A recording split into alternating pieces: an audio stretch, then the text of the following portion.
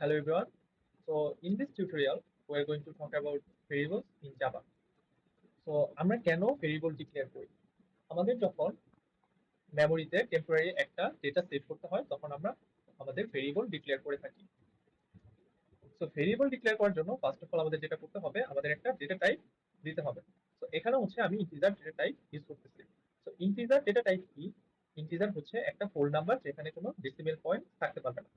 So next আমাদের variable name or আমাদের মেমোরিতে যে লেভেলটা ওই মেমোরি লোকেশন ইন্ডিকেট করবে ওইটা দিতে হবে। সো আমি হচ্ছে এখানে ভেরিয়েবল নেম মাই এইজ এটা দিচ্ছি।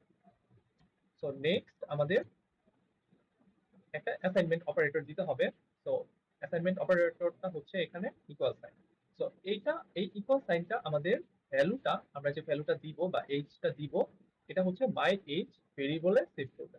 সো ফর এক্সাম্পল আমি এখানে 30 এইজ হিসেবে ডিক্লেয়ার করলাম। তো এখানে যেটা হচ্ছে ফার্স্ট অফ অল একটা ইন্টিজার টাইপের ডেটা টাইপ দেওয়া হয়েছে।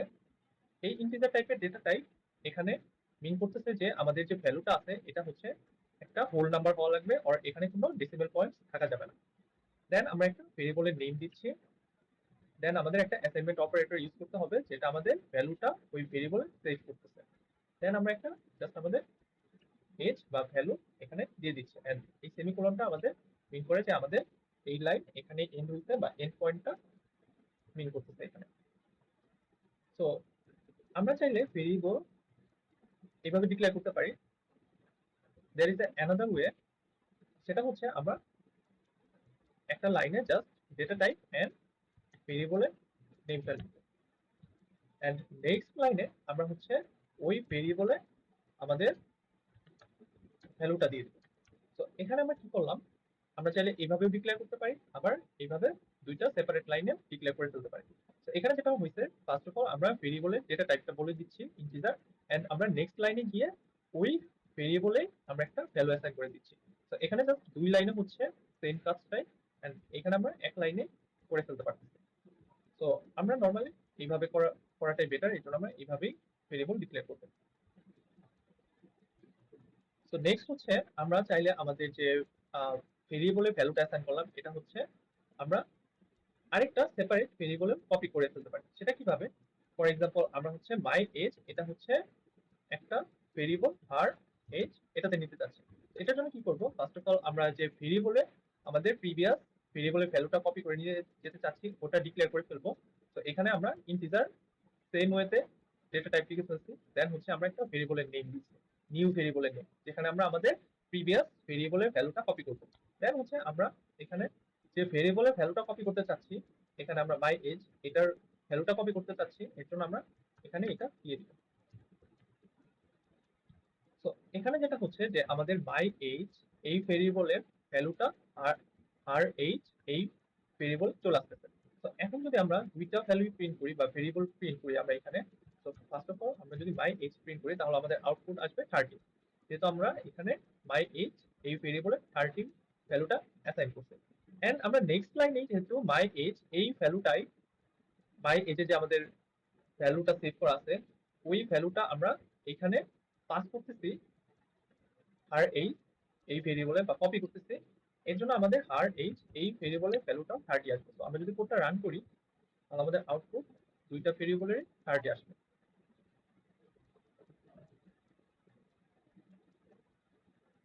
তো এখানে হচ্ছে দুইটা ভেরিয়েবলের ভ্যালু আমাদের 30 চলে আসছে। তো এখানে আমরা দেখলাম যে একটা ভেরিয়েবল থেকে আরেকটা ভেরিয়েবলে আমরা কিভাবে ভ্যালুটা কপি করতে পারি। নেক্সট আমরা যদি একটা ভেরিয়েবলের ভ্যালু আপডেট করতে চাই, ফর এক্সাম্পল আমরা এখানে আর এইচ এটা কেটে দিলাম, এন্ড এখানে আমরা কোনো কিছু প্রিন্ট করতেছি না।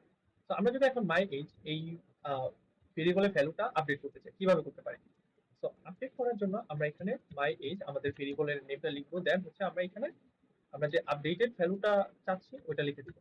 তো লিখে দিলাম। এখন যদি আমরা প্রিন্ট করি বা রান করি কোডটা তাহলে আমাদের এইজ বা আউটপুট হিসেবে এখানে 40 আসবে। তো এই যে 40 চলে আসছে। তো এইভাবে আমরা একটা ভেরিয়েবলের ভ্যালু আপডেট করতে পারি। এখন ফর এক্সাম্পল আমরা চাচ্ছি না যে আমাদের ভেরিয়েবলের ভ্যালুটা আপডেট করুক, আর আমাদের ভেরিয়েবলের ভ্যালুটা ওভাররাইট হোক, এরকম চাচ্ছি না যে আমরা একবার ভেরিয়েবল ডিক্লেয়ার করে দিলে এমন কিছু করতে চাচ্ছি যে ওই ভ্যালুটা আর আপডেট করা পসিবল হবে না। তখন আমরা একটা কিওয়ার্ড ইউজ করতে পারি, সেই কিওয়ার্ডটা হচ্ছে ফাইনাল। সো এটা মিন করে যে আমাদের ভেরিয়েবলের ভ্যালু এরপর আর কখনোই চেঞ্জ করা যাবে না। মানে আমরা জাস্ট একবারই ওই ভ্যালুটা অ্যাসাইন করতে পারবো এন্ড নেক্সট আর কখনোই আপডেট করা পসিবল না। তো আমরা যদি এখন রান করি যে আমরা ফার্স্টে ফাইনাল কিওয়ার্ড ইউজ করে মাই এজের ভেরিয়েবলের ভ্যালুটা 30 অ্যাসাইন করছি। এখন যদি এখানে আমরা আপডেট করতে চাই তাহলে দেখি আপডেট করা পসিবল হয় কিনা। সো আমরা এখানে দেখতেছি যে আমাদের একটা এরর চলে আসে, তার মানে হচ্ছে আমরা এই ফাইনাল কিওয়ার্ড দিলে আমাদের ভেরিয়েবলের ভ্যালু আর আপডেট করা পসিবল হবে না। সো আমরা কি কি দেখলাম, আমরা কপি কিভাবে করে এটা দেখলাম, আমরা হচ্ছে আপডেট কিভাবে করে এটা দেখলাম, আমাদের ভেরিয়েবলটা যাতে ওভাররাইট না হয় ওইটা কিভাবে করা যায় ফাইনাল কিওয়ার্ড দিয়ে, এটা আমরা দেখলাম।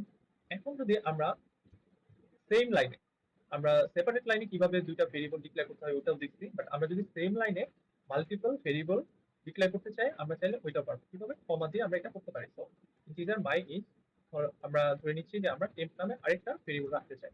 তো এখানে আমরা দিলাম 20। সো আমরা চাইলে এইভাবেও একটা লাইনে দুইটা ভেরিয়েবল ডিক্লেয়ার করতে পারি। তো আমরা যদি এখন এখানে টেম্প এটা প্রিন্ট করি তাহলে আমাদের আউটপুট আসবে 30 এন্ড 20। তো এই যে আমরা হচ্ছে আউটপুট প্রিন্ট করছি এন্ড আমাদের মাই এইজ এই ভেরিয়েবলের জন্য 30 চলে আসছে এন্ড টেম্প এই ভেরিয়েবলের জন্য 20 চলে আসছে। সো আমরা চাইলে সেপারেট লাইনেও ভেরিয়েবল ডিক্লেয়ার করতে পারি, আমরা চাইলে সেম লাইনেও আমরা অনেকগুলো ভেরিয়েবল একসাথে ডিক্লেয়ার করতে পারি, বাট এইভাবে আমরা ভেরিয়েবল ডিক্লেয়ার না করে আমরা সেপারেট লাইনে ভেরিয়েবলগুলো ডিক্লেয়ার করবো। কারণ এইভাবে যদি আমরা 100টা ভেরিয়েবল সেম লাইনে ডিক্লেয়ার করি তাহলে আমাদের কোডটা আগলি হয়ে যাবে। এর জন্য আমরা ট্রাই করবো যে আমাদের কোডটা যাতে সুন্দর হয় এন্ড আমরা সেপারেট লাইনে ভেরিয়েবলগুলো ডিক্লেয়ার করি। তো এখানে একটা জিনিস খেয়াল করে নোটিস করলে আমরা দেখবো যে আমি হচ্ছে এখানে যে নেমিং কনভেনশনটা ইউজ করছি এটা হচ্ছে Camel case naming condition. So Camel case naming convention কি ছিল, যে আমাদের ফার্স্ট ওয়ার্ডটা স্মল লেটার হবে এন্ড তারপরে যে আমাদের ওয়ার্ডটা আছে ওইটা ফার্স্ট লেটারটা ক্যাপিটাল হবে। সো আমরা চাইলে Camel case naming convention use করে ভেরিয়েবল নেম ডিক্লেয়ার করতে পারি, আরো অনেক নেমিং কনভেনশন আছে। সো এই নেমিং কনভেনশনের মধ্যে একটা ইউজ করা যাবে না, সেটা হচ্ছে যে আমরা চাইলেই আমাদের ভেরিয়েবলে আমরা স্পেস রাখতে পারবো না। তো আমি যদি আমার ভেরিয়েবলের নেমে কোনো স্পেস রাখতে চাই এইভাবে তাহলে এটা এরর আসবে, কারণ ভেরিয়েবল নেমে কখনোই স্পেস রাখা যায় না।